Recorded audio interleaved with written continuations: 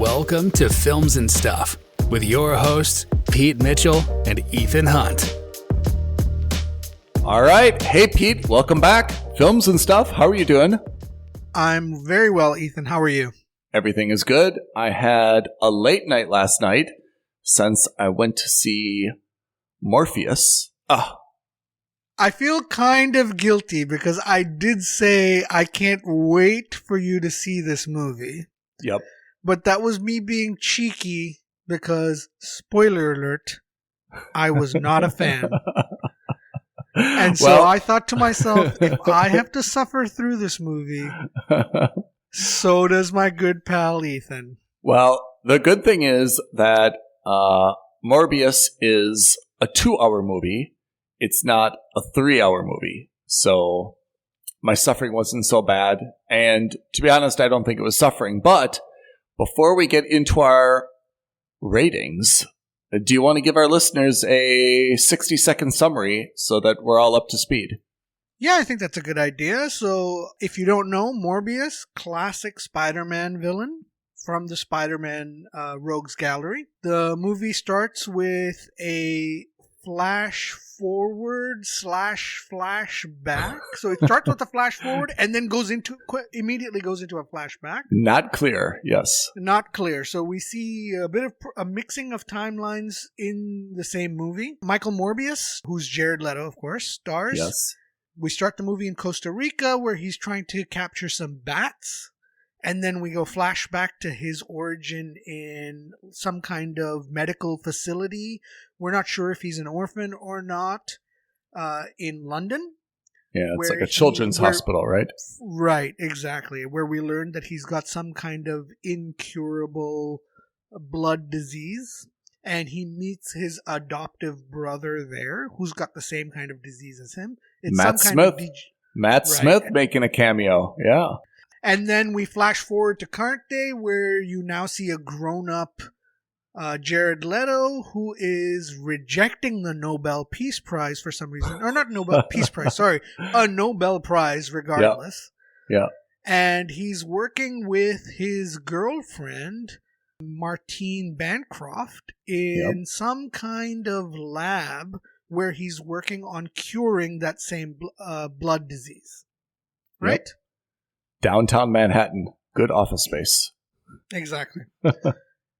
And from there, he finds a cure with those bats that he acquired in Costa Rica. But of course, due to Hollywood rules, he's not allowed to do the test in his safe lab in New York. He needs to test the cure in some rickety cargo container freight ship off the coast because it's illegal or something in international waters off the coast of Rhode Island. Exactly. A very strange location, right? Not off the coast of New York, off the coast of Rhode Island. Right. And he applies the cure to himself, he tests it, and it does work, but in doing so, it turns him into what they call a living vampire. What that means is that he can't control his urges to drink blood, right? So this is like the typical vampire that we see in all other pop culture. He tells his brother Milo that, he's been cured, but he can't control his urges. Milo says, well, damn it, I want the cure too. I don't care about the urges. Hijinks ensue. They fight each other for contrived reasons. He gets the cure. Milo gets the cure for himself. He becomes into a living vampire also. And then, we get a quick montage of all the different powers that both of them have. They fight. And in that fight, Jared Leto's girlfriend dies. Martine Bancroft, she dies. But does she?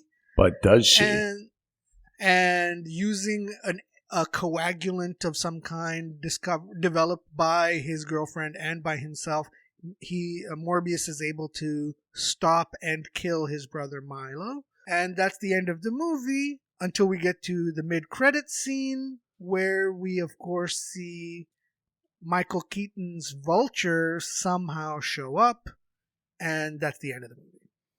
So overall, you can see why it's a 2-hour movie. There's not a lot of characters, and there's not a lot of complex plot, really. It's a Dr. Michael Morbius, Jared Leto versus Matt Smith, best friend Milo kind of traditional battle, right?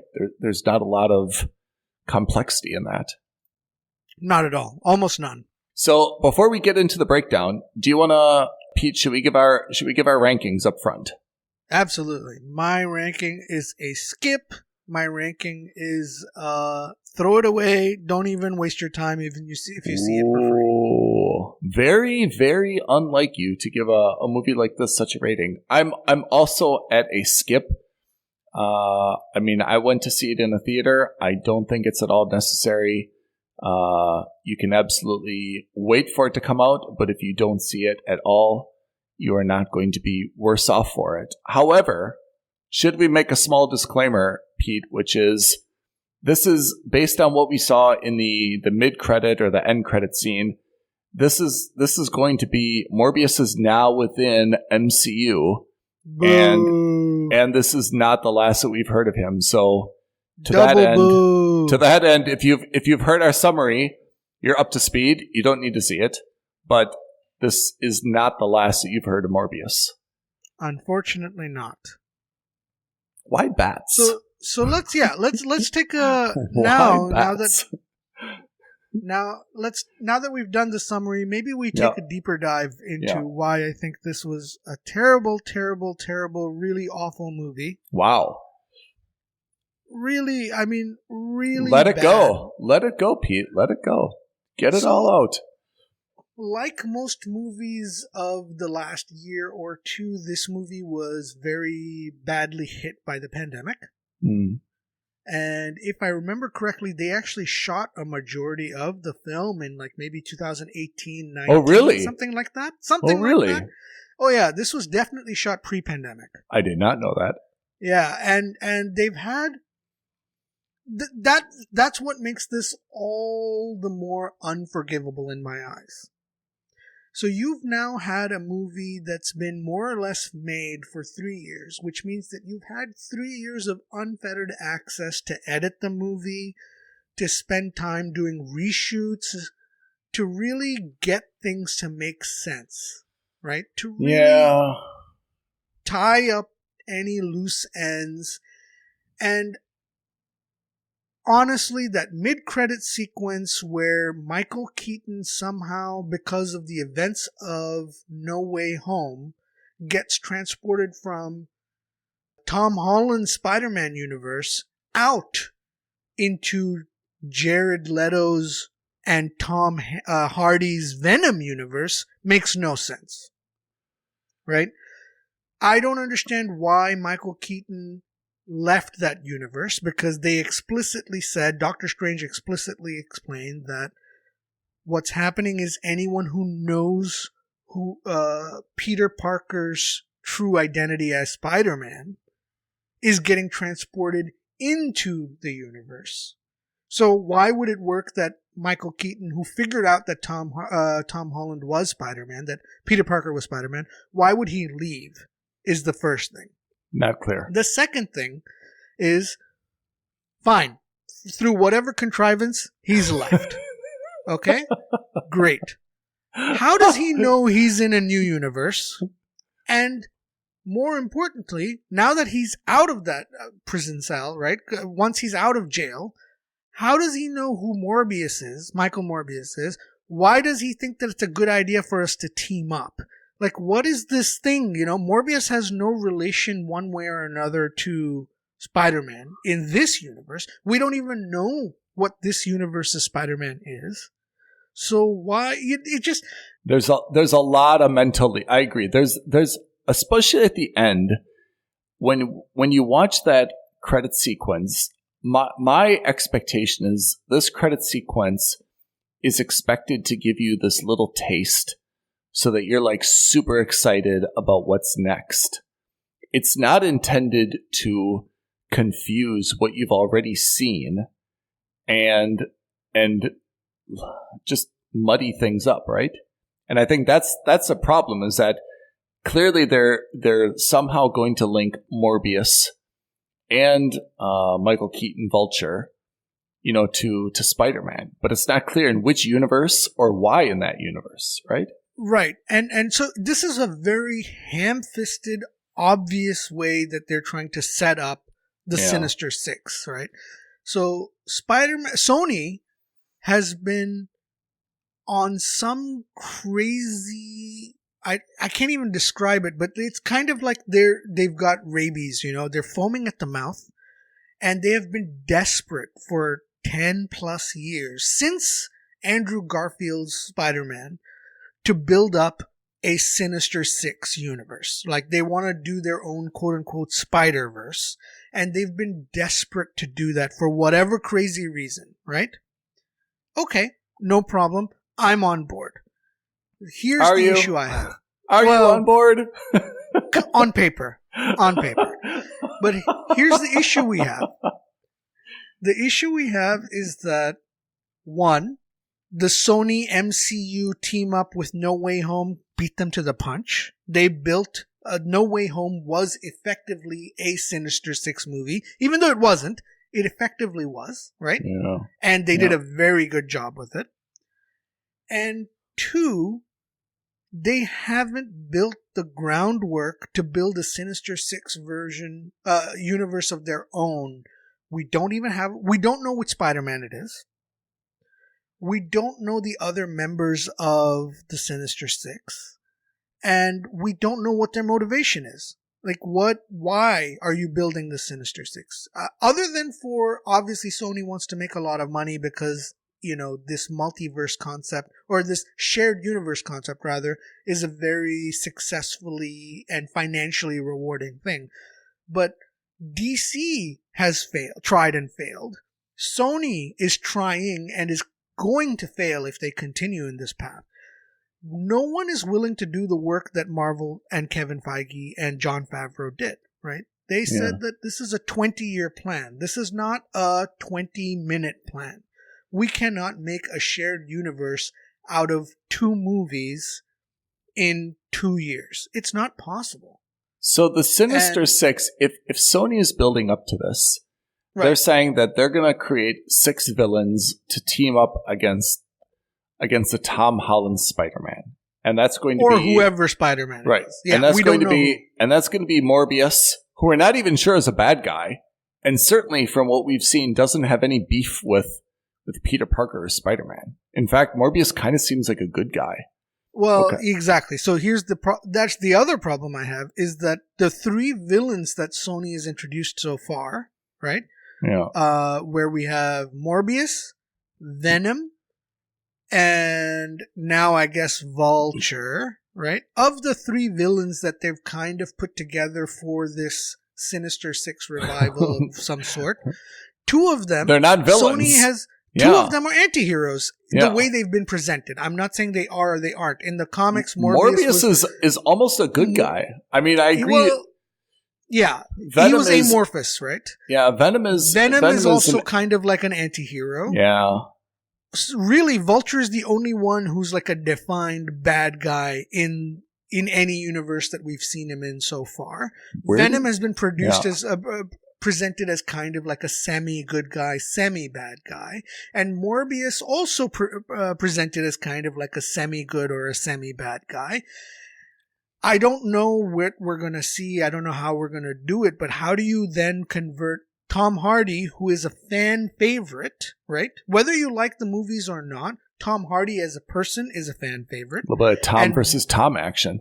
And Venom, also a fan favorite, even though I'm not a fan of the movies. His movies did do very well, and they came off as an anti-hero. How do you sell me, the average Marvel fan, on seeing one of my good guys, Spider-Man, taking on another guy who's been presented as a decent guy, Venom? How do you sell that? Are you automatically going to say all of a sudden in the next movie Venom is going to be a bad guy? Like, sell it to me. And I don't see what they do with that. I mean, I agree with that. I'm also not clear, how did Michael Keaton Okay, I understand he got transferred to jail in a new universe and that he'll somehow be released based on, what we heard in the background. How did he get his gear back? Like, how did he get his vulture wings and suit and That's mask? another question, because that stuff was all built with Chitauri tech. In a different universe, right? Right, exactly. In the invasion of New York from the first Avengers movie. Yeah. So, you're saying the same thing I am. I'm probably just a little bit more angry about it. But like, you want to do these things, don't treat your audience members like idiots, right? Yeah. There's certain leaps of logic that we can all take, but this is a bridge too far, right? Like, how do you expect me to jump across the Grand Canyon that you presented here? I'm just not a fan, and especially when one of the other members we have seen in the Sinister Six, one of the other potential members of the Sinister Six was shown in the first Spider-Man Tom Holland movie, right? So I don't get it. I really don't get it. Not one of them. I don't remember if he's the Sinister Six member, but he could be. We saw Michael Mando, Oh, yeah. So he, for those of you who don't know, he is in Better Call Saul. He's one of the gang members in Better Call Saul. Yeah. And he plays one of the bad guys who gets a very blink and you miss it cameo scene in the first Spider-Man movie, Homecoming. The first Tom Holland Spider-Man movie. Mm. And it's alluded to that he's going to become Shocker. Right? So fine, but we don't see where he is at the end of this movie. Did he also get transported? And again, if he did, he didn't know who Peter Parker was. How did he get transported? It's just all these little things. Pete, I think the criticisms that we have of the mid-credit scene are absolutely legitimate. Absolutely legitimate. But I think we also agree that our disappointment with this movie started even before that, right? I mean, did you? Yeah. I mean, before we even got there, I think it probably put you in a sour mood. But what was your overall impression of just the movie? Like, were you happy with Jared Harris? Do you think I thought he had a very good performance. I just think that the story was just a little bit thin. And Bats. You're absolutely right. We should separate the mid-credits. Should separate that. Bats is Batman, right? So here's a maybe hot take. I'm ready. I think this movie stole a lot from Batman Begins. Yeah, I agree. There was a lot of the music was very reminiscent of Batman Begins. Even the bats in this circular shape. That's right. When he steps in after he gets the vampire gene in his blood. Yes. And he steps into that round glass cylinder that's filled with bats, and they kind of start swarming around him but leave him alone. Yeah. That reminded me exactly of that scene where a young Bruce Wayne falls down into the Batcave for the first time as a child. And he gets swarmed by the bats. And I was like, wait, is this a Batman movie? Is this a Morbius movie? What are we doing here? That for me was like almost a scene for scene ripoff. Yeah, I mean, it didn't have to be bats. Bats are associated so closely with Batman. We just came out of a pandemic that was based on bats. I mean, I felt like there was something else that they could have done. It didn't have to be bats, Yeah, I was just, and even if it was going to be bats, fine. But it's, there was one sequence where you see him hanging kind of like an acrobat off of his legs upside down like a bat. That was more at least original, right? When he's fighting with, it's the sequence where he's fighting with his brother, with Milo. Yeah. And you see Morbius has kind of gotten his ass handed to him. Yeah. And he's been thrown up into the air and he lands awkwardly on this, almost like this bar. Yeah. And he hangs off of that bar using his knees as a fulcrum. Yeah. That to me was like, okay, There you go. Kind of, we know that bats hang upside down. Yeah. And we've seen that in the past. That was more, quote unquote, bat-ish. That's fine. We don't see Batman do that so often. Fine. But that one sequence, that one scene where he's standing in that bat tube, I didn't like it. I didn't like it because you're ripping off from a movie that instantly everyone's going to come. Because he was saying, I feel like I'm, these aren't his words, but he was saying, like, I feel kindred with the bats. I'm one with the bats. I've got like something in common with the bats. And that was just, for me, Batman. Morbius was supposed to be like this something else, like some genetic freak or something else, right? And I felt like the way that he became Morbius, well, maybe it was kind of realistic.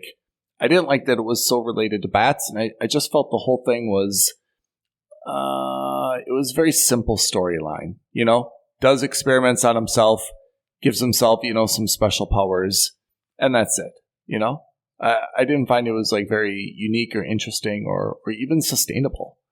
Yeah. Yeah. And now let's go back to the first point you made. Jared Harris.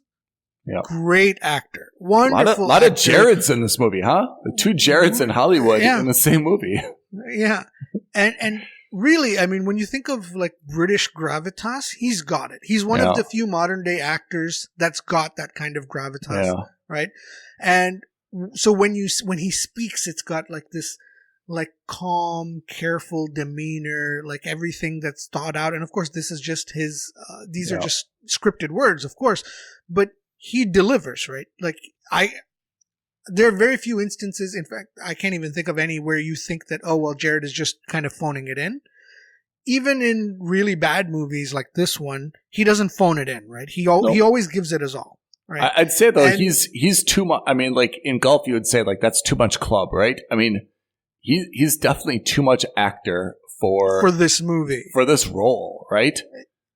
It just seems a little out of place to have someone so high caliber and then to misuse him or not use him at all, right? Yeah. And it just seems so weird that why would you want to waste that talent on screen? And I'm not saying that these guys aren't talented. Matt Smith, very good. Jared Leto has his moments. Unfortunately, he's 0 for 2 in superhero movies at the moment. So when you have someone like Jared Harris, use him. They didn't. And, he's used basically as the guy who introduces the protagonist, the antagonist, who needles the antagonist enough to cause him to kill him, and that's kind of it. But there's also something that bothered me about this, and this is me picking apart the movie. When we meet Jared Harris, right, he's a doctor at what I understand is like a children's hospital in London. Then in the future, he somehow becomes Milo, Matt Smith, his like personal doctor in New York. I mean, it just seems like he's not, as a doctor for, children with blood disorders, he's not interested in just grabbing the money and running. It seems unlikely to me that he would say like, hey, you're giving me a better offer to move to New York and be your private doctor? Sure, I'll abandon my hospital and all these kids that need me, just to be your personal physician and give you personal blood transfusions. That's not a plot problem, but that's kind of a... maybe a logic issue. Yeah, it's a logic issue that I didn't really like. That I don't feel like that would really happen, and that bothered me. That they just needed kind of an excuse to get Jared Harris's character, in the second half of the film. Mm-hmm. Not necessary. I'm not 100% sure why they have him, but they do, and that's fine. Look, in a movie which had, I think you and I talked about this before we recorded, it has so few cast members that like even minor characters make it to, and by minor I mean like literally one scene and that's it. Characters make it to the head of the IMDb credits list, number. Right? Finance bro. Yeah, exactly. You know what I mean? Like it doesn't make sense, but that's fine. So that's fine. what do you think of Morbius? I mean, this is a superhero movie, right? Whether or not Morbius is a hero or not is up subject to discretion. But what do you think of Morbius as a character? You know, like some people love Venom, some people don't like Venom, but Venom has a very, clear character. You know, what do you think of Morbius? Like, do you like him? Do you not like him? Where do you fall on him? So Like, Morbius as a character. As a character in the comics, and so when I first encountered Morbius was actually not even in the comics. I encountered Morbius first in the Spider-Man animated cartoons of the 90s. Oh. For me, I always found it interesting that Morbius is a part of Spider-Man's rogues gallery when it kind of makes sense that he would be in Blade's rogues gallery, right? The famed vampire hunter. Yeah. Right? Yeah. And so that makes a lot of sense. Yeah. Right? Like, I think just logically that makes a lot of sense. And then that's why, of course, you understand that there's been some team-ups between Spider-Man and Blade to get to Morbius.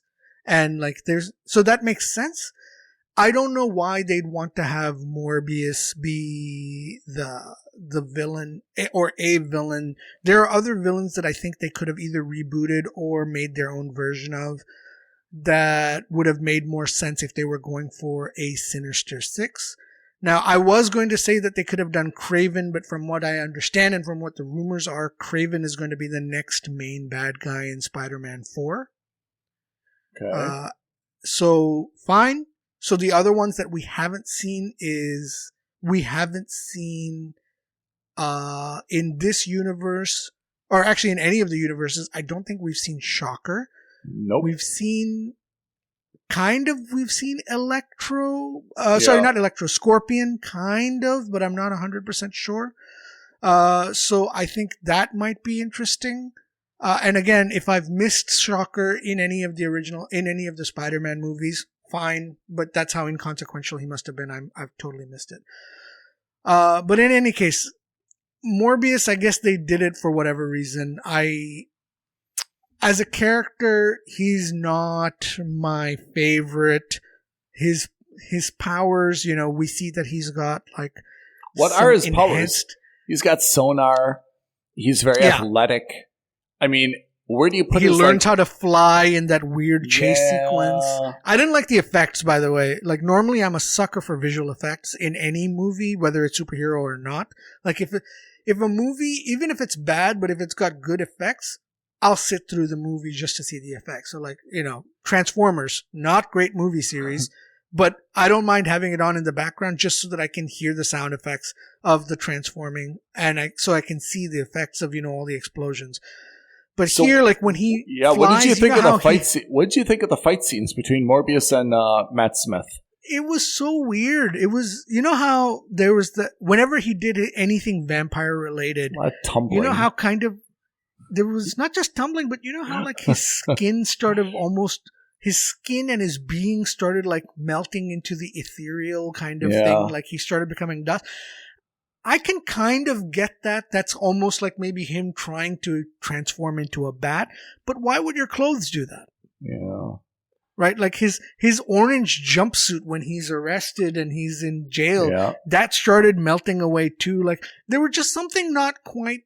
I thought it was a very good effect. I mean, it was a very good try, but I agree. It didn't seem to match what was happening on screen in a real fight scene, And I agree. It just seemed like they had all these rags wrapped around them, There's just cloth and textiles We're not articulating everywhere. this well. We're not articulating this well, but if you do catch it, I think you'll instantly understand what we're saying, which is we can't put our finger on it, but there's something that doesn't make sense or something that doesn't add up when it comes to the visual effects.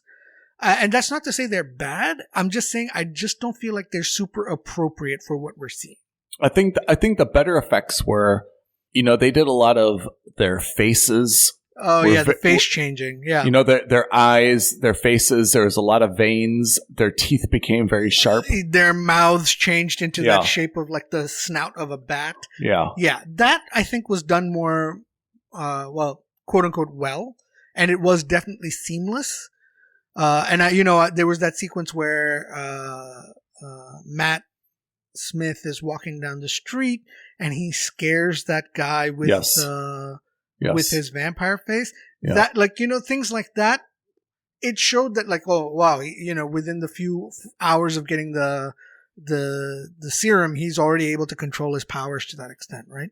That's weird though, Pete, because if you think about how this played out, right? So Jared Leto was on this, as you mentioned, a very rickety ship. And it's not clear why they needed like a container ship. They probably could have used like a small yacht. But anyway, they used this big container ship, all rusty with a Panamanian flag. And he had to have like all these injections in his back, right? Yeah. And then he turned into Morbius, the creature. Whereas Matt Smith just seemed to have gone to the lab, chugged a bag of blood, and turned into the same thing. Is that right? Yeah. Maybe. I mean, they didn't really go into it into great detail. Again, these are the kinds of shortcuts that the average viewer, I don't think, cares about. But not our listeners. They care, and I think they caught it. Yeah, and that's the thing, right? That's exactly the point. The point is that. Like your girlfriend's not going to notice this, but yes, when you're watching it, it's this little stuff that doesn't make sense. When you are a Marvel fan, when you are a DC fan, when you're a superhero geek, these are the kinds of things that I'm not saying they have to look out for, but when they look out for it, we appreciate that, right? Yeah. And those are the kinds of points and callbacks that we remember. Yeah. I think one of the reasons for me, Endgame in Avengers was so it hits the right spots for me so much is not just because it was a good movie, it had a good plot, blah blah blah, but it had one of the things the Russos did with that was they had callbacks to every one of the other 20 movies that preceded it, right? Funny callbacks as well, like jokes that you would not laugh at unless you saw Ragnarok or something, right? So, and what I'm saying is that they went out of their way to say, hey, you know what? We're going to give these small snippets that would otherwise just be small snippets, but we want to reward the Ethans. We want to reward the Petes who sat through the 20 years of watching these movies. Well deserved. And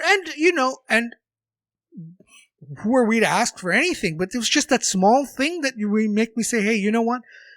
Thank you. That was really good, and it was really well appreciated that you would do that.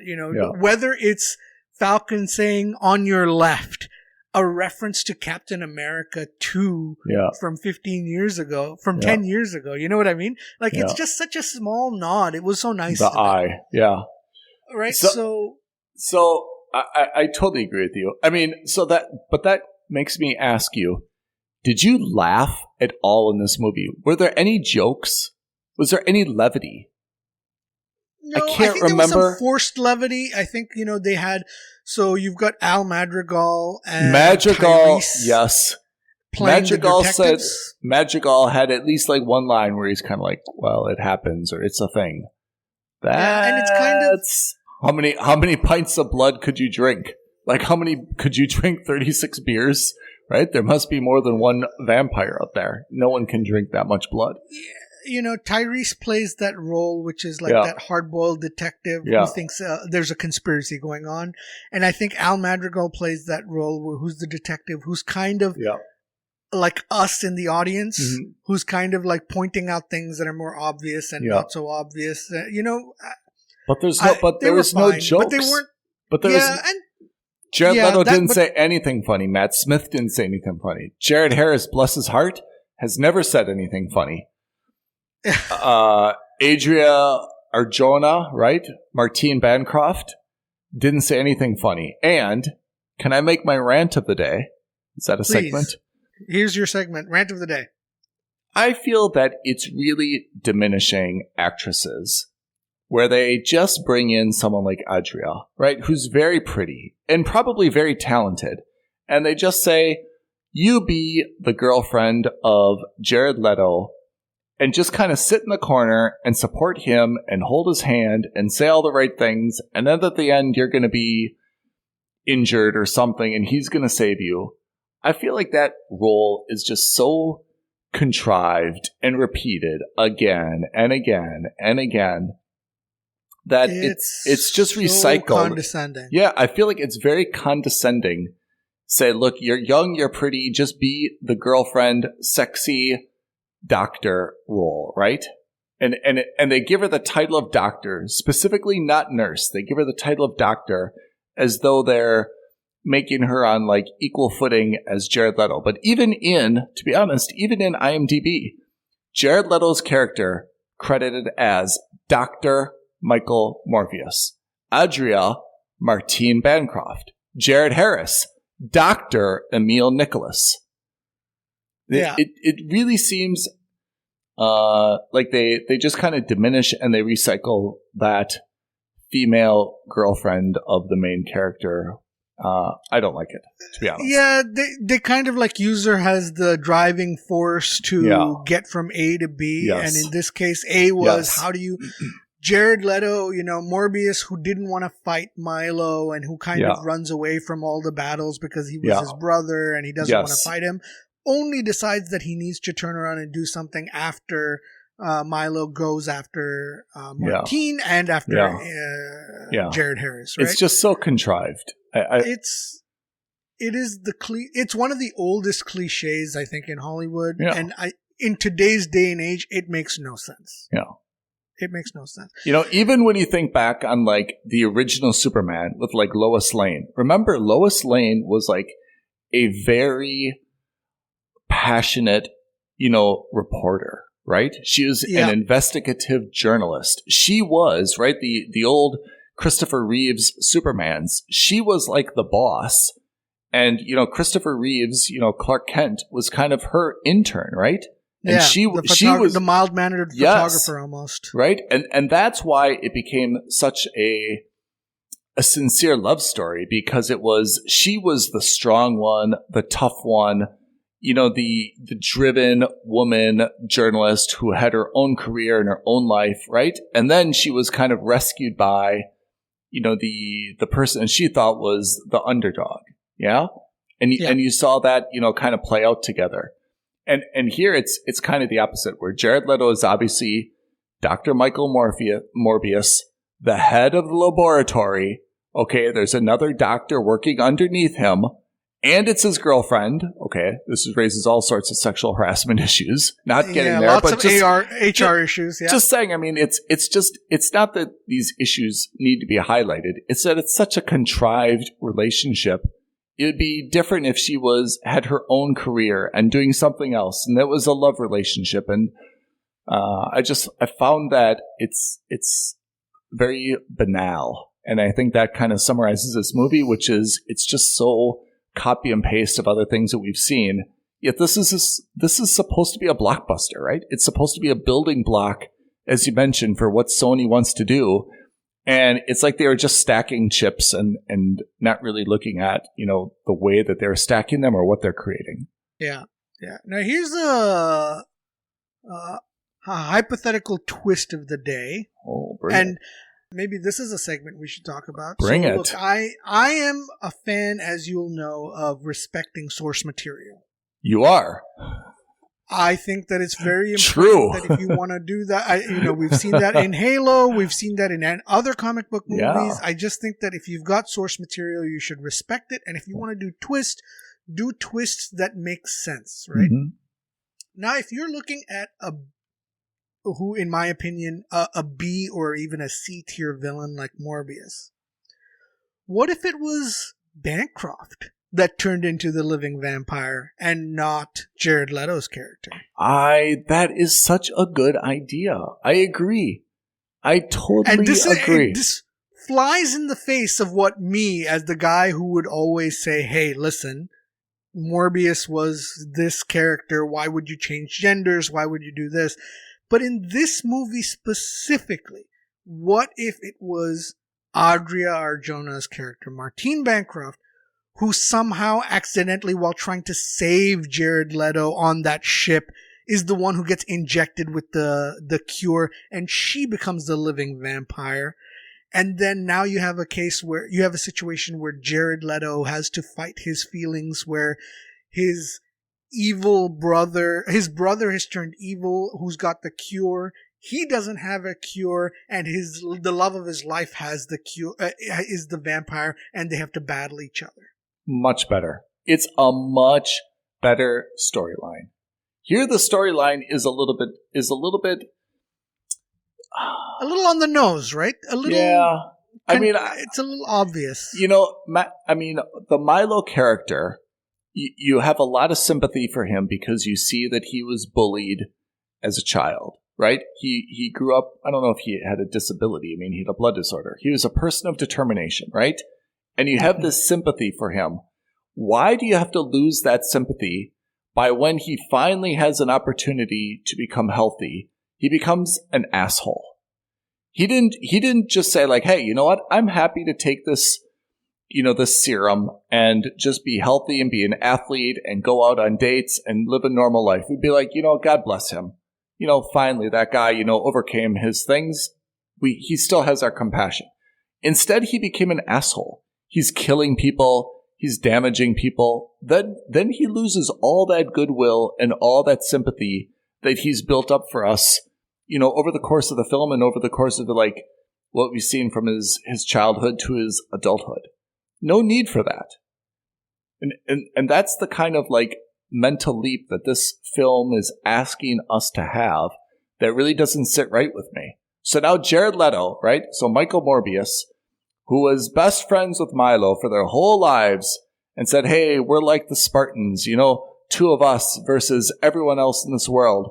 Now they're fighting each other because they both had blood disorders. They were both going to die premature deaths. They were both always, the underappreciated, underdog orphans. And now one of them's turned into a big jerk and the other one's, got this, potential cure for their affliction that he's not willing to share or even modify so it's a little bit safer or more usable for them, right?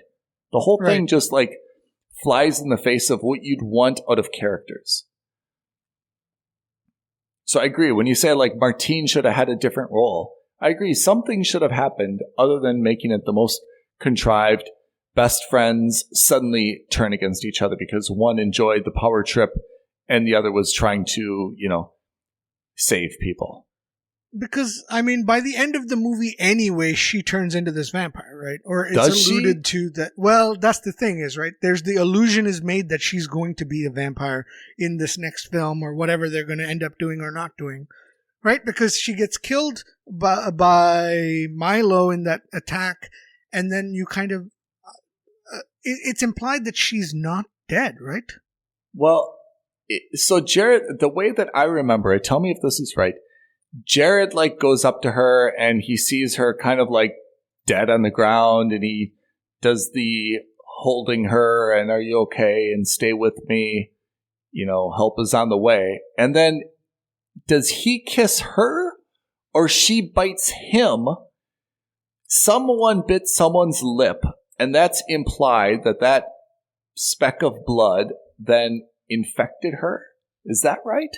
That's the feeling that I got. How do they bring in Michael Keaton in full gear? Okay. There's no mystery to that at all. There's no kind of suspense. It just straight up bring him in full gear and he says, hey, let's team up against Spider-Man. No suspense at all. And then Martine Bancroft is not sure if she's dead. She bit him. She got bit. She's a vampire. She's not. It seems like they're putting the stuff that they want to market in my face, and the important film details that I want to know, they're playing coy and trying to hide it, so I don't know what's happening. Yeah. And why does she die on the disco floor on the top floor of that skyscraper? That's kind of weird, huh? Yeah, I don't know. Why is there a disco floor?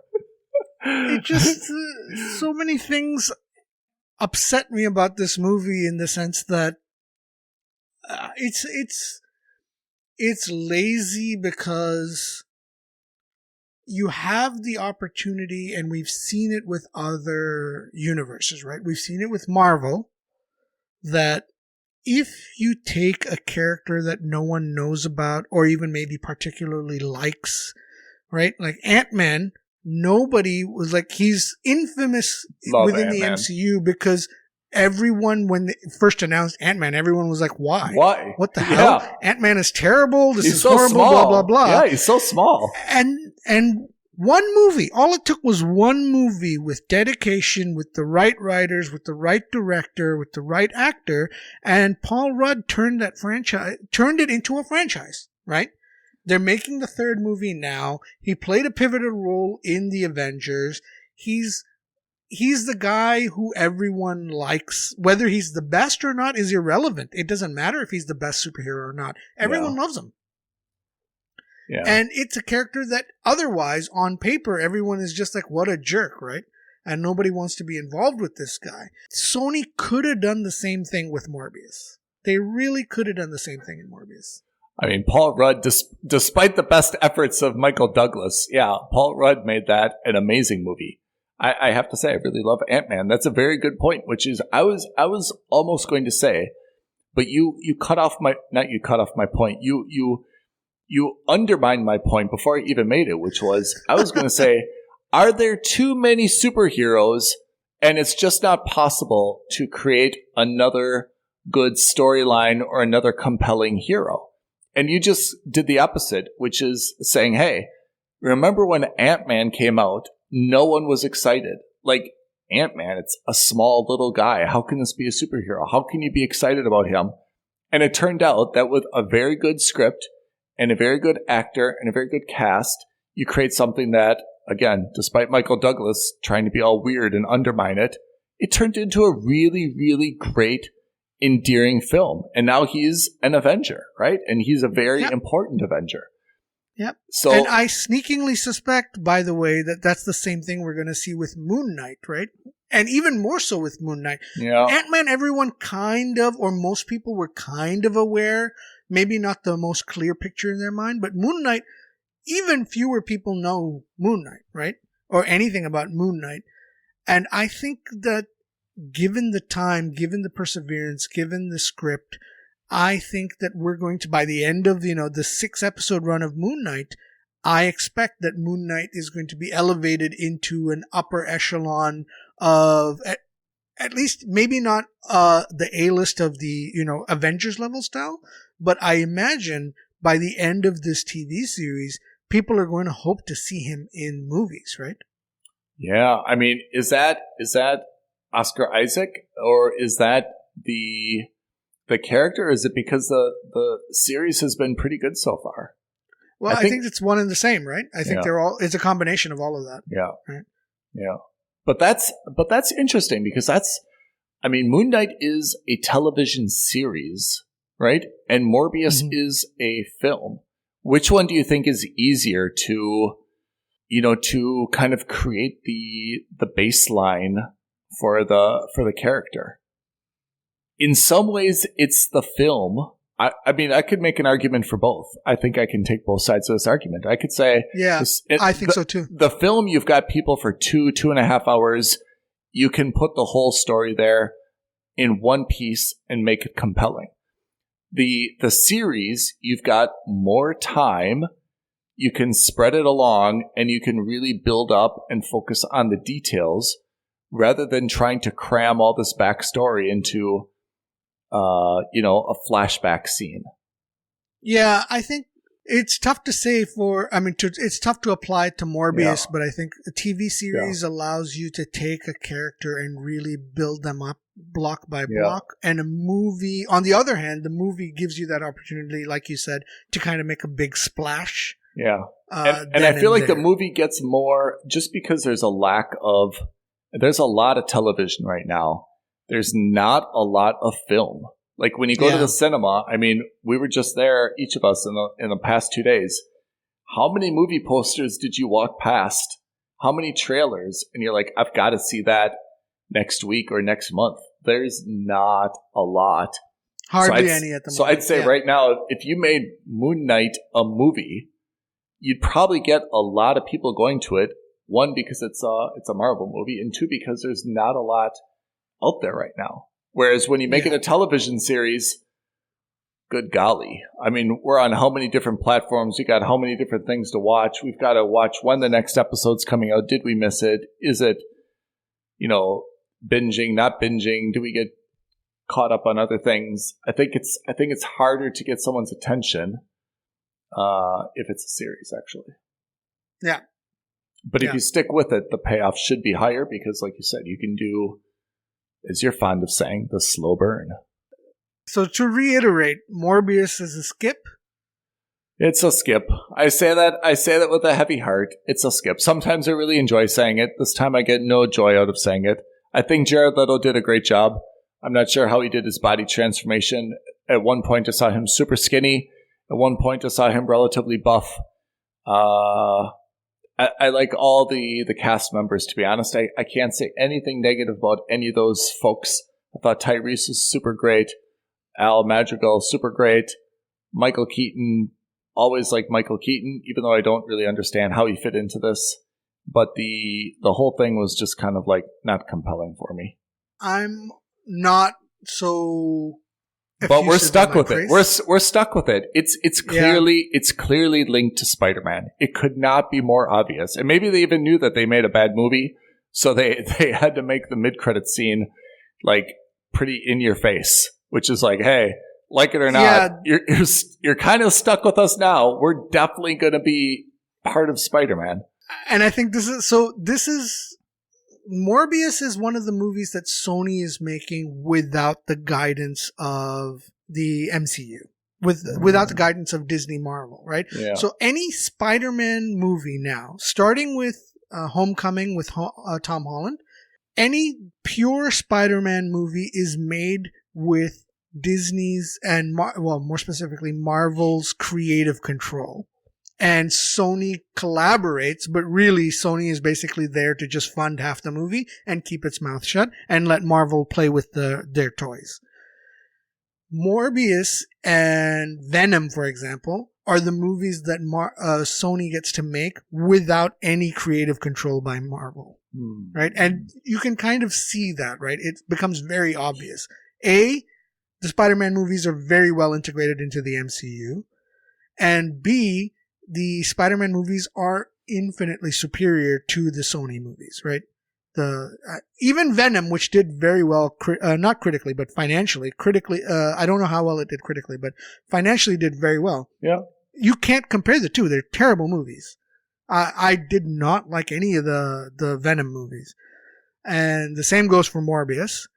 And so this is going to set up some kind of showdown, and I don't know how they're going to do it, where I think Sony is going to be like, all right, well, we're going to use James Garfield and Tobey Maguire because they're our Spider-Man from back in the day. And you guys can use Tom Holland's Spider-Man for your own universe. And we're going to make a Sinister Six movie of our own with Tobey Maguire or with Andrew Garfield or with both of them. Well, we'll find out, Sony Pictures. Thanks for giving me a mid-credit scene that showed me exactly what I can expect. Obviously, there's going to be a big standoff. So I'm excited to see Tom and Tom go against each other. And let's see where Michael Keaton, who used to be Batman, now teaming up with a vampire. Weird, where he falls into this. Well, let's see. Let's see how things go. Oh, and speaking of Michael Keaton's Batman, by the way, the Flash movie, right, which was supposed to bring all the Batman, that's in danger now. Why? Oh, I don't know if you heard, but last week, Ezra Miller was arrested and then had a restraining order placed on him while he was vacationing in Hawaii. For what? So Ezra Miller now has a history of being like a belligerent jerk. Oh, really? Oh, yeah. Like he got into a bar fight while he was shooting some movie in Europe sometime 2 summers ago. No way. And then he got into some kind of like verbal argument and sparring in He looks so Hawaii. mild-mannered.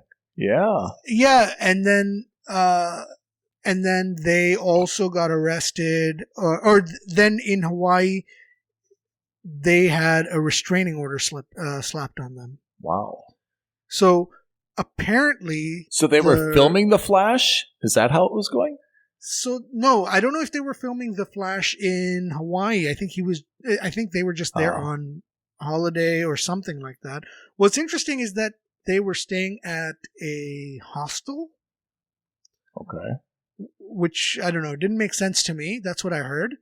And in any case, rumors on the grapevine are that Warner Brothers have held an emergency meeting to see what they need to do, if anything, with The Flash. Apparently, all of Ezra Miller's projects at Warner Brothers are frozen at the moment. Whoa. Because I guess the studio does not want to be associated with someone, at least someone who is one of their main superheroes, to be, a jerk. Yeah, absolutely. So right. if this is true, I think what could potentially happen is that they release The Flash, and then at the end of the movie or at the next movie, they cast someone else. And of course, because of him being able to, because the Flash is able to go back in time and change things, they can always use that as a way to explain a new character or a new person, right? Because the Flash in the comics has been Barry Allen, it's been Wally West. There have been so many different iterations that it could be a different version. Yeah, so we've seen for Barry me, Allen in the DCEU. I have to say, I think for the Flash, Warner's probably in a good place where, in our mind, Ezra Miller is not so ingrained with the Flash that he can't be separated. So now it's probably that he the can't time. be eliminated. Yeah. Exactly. And I don't mean that in a Hitman way. I mean that in a casting way. Yeah. Warner may mean it that way. Yeah. But yeah. I think it's right though. I mean, we've seen this with Tom Holland, who's such a great advocate, and has so much, goodwill just with his, his personality and his genuineness. Yeah, super enthusiastic. Yeah. Exactly. And even the same thing for Superman. Yeah, I mean, yeah, Henry Cavill. If you're gonna put 10, 15 years into the franchise, you've really got to have someone. It's just like a franchise quarterback in the NFL or starting pitcher in baseball or a point guard in basketball. You better have someone that you can really count on for that decade. Let's see how things go with Spider-Man. I think let's see how things go with Spider-Man. So if our listeners want to stay tuned, let's also do summaries of what we've done in the last week for Halo, Winning Time, and Moon Knight. Moon Knight. Yep. Get caught up and up to speed. Perfect. But until then, stay with us, everybody, and have a great week. Have a good week. All right, we're talking about Halo. Give us a summary of episodes 2 and 3 that we watched this week. All right. Episode 2, Master Chief. We see him go travel to visit his friend with Quan. When he arrives, he learns about the relic and its link to a super weapon of some kind. He leaves Quan, the girl, with his friend Soren at this unknown location and promptly goes back home to the UNSC where he gets arrested. In episode 3, we learn about Cortana and it gets installed, the artificial intelligence gets installed into Master Chief as a way of controlling him. With Cortana's help, Master Chief learns about his home planet where he was born and raised and the existence of a second relic, which could also lead to the location of this super weapon. And at the end of the episode, Master Chief and Halsey leave the UNSC to go visit the home planet to find that second relic. And we also see the starts of the cracks between Master Chief and his team, where there starts to be a little bit of skepticism and doubt in terms of whether Master Chief is still the same reliable Spartan that they always view him as. That's right. Okay, Pete, we're talking about winning time. Give us a summary of episodes 4 and 5 that we watched this week. Absolutely.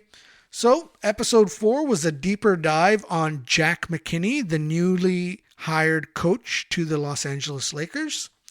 Here, we really only see a coaching montage. We learned that, he's a straight shooter, no-nonsense guy. And he wants to change the way the Lakers play their game from that of the stodgy, slow-paced game to one that's much more street ball-like, which is faster and up-tempo. Yeah. Exactly.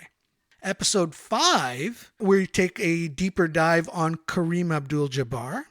We learn about his history and his opinions on not just his teammates, but on life and the way he fits into that life. We see the things that help him change his attitude, whether that's the altercation he has with Magic Johnson, or whether that's, him reminiscing with his friends in the league. And finally, we end the episode learning that Coach Jack McKinney, who's off to a blistering start in the NBA, gets injured on a bike ride. And that's how we actually end the episode. Yeah, a lot of suspense leading into episode 6. Exactly. Okay, Pete, we're talking about Moon Knight. Please give our listeners a summary of what they may have missed in episodes 1 and 2. Okay, so episode 1 of Moon Knight, the pilot for Marvel's latest superhero series, introduces us to Stephen Grant, a man who seems to have some kind of disorder with sleep, some kind of OCD potentially. We don't know much. Throughout the course of the episode, we learned that he potentially has some kind of multiple personality disorder, but we're not 100% sure until he wakes up in the middle of what appears to be a heist, and he steals an artifact, or at least his alter ego steals an artifact, and they go through a daring mountain escape. And at the end of the episode, we learn more that Steven does in fact have an alter ego. His name is Mark Spector, and we finally get to see Moon Knight, the superhero, for the first time. So we've got Stephen Grant, Mark Spector, and Moon Knight, all the same person. Exactly. And a lot of names to keep straight. And in the second episode, we learn more not just about Mark Spector, but we also learn about the characters around him and his objective. We meet Layla, who we find out is Mark's wife. And we also learn more about Arthur Harrow, who is set out as the potential antagonist to the series, played by Ethan Hawke. Yeah. And we meet him in the first episode, but we learn more about what his goals are. He believes in some kind of pre-crime Minority Report style justice. Stephen has a fight with Mark over controlling his own body. But by the end of the episode, even though he's able to take control, he ends up giving control to Mark. Mark decides to keep control because he has a mission to complete. And that mission takes him, at the end of the episode, to Egypt. Poor Stephen. Battling for his own body with Mark Spector. That's right. Finding out that he's got a wife and he's got his protagonist, or his antagonist, in Ethan Hawke's Arthur Harrow. If you're interested in hearing more about our views on each show, listen to our individual recap and reviews for each show now. Thank you for listening to another episode of Films and Stuff. If you haven't already, please subscribe and review on Apple Podcasts, Spotify, or wherever podcasts are downloaded. Films and Stuff. There is no substitute.